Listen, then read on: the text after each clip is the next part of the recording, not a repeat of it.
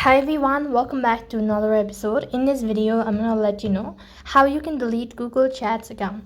In order to delete your Google Chat account, you just have to follow the simple steps. And since Google Chat is one of the services of the Google itself, there's no such thing as deleting your Google Chat account. What you can do is, if you want to delete your Google Chat account, then you have to delete the whole Google account.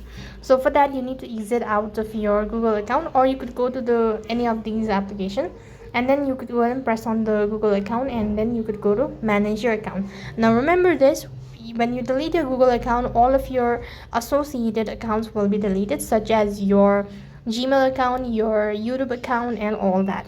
So if you're sure about it, then you could go to the data and privacy section, and right on this page you can scroll down to the bottom, and you should be able to find this option as delete account.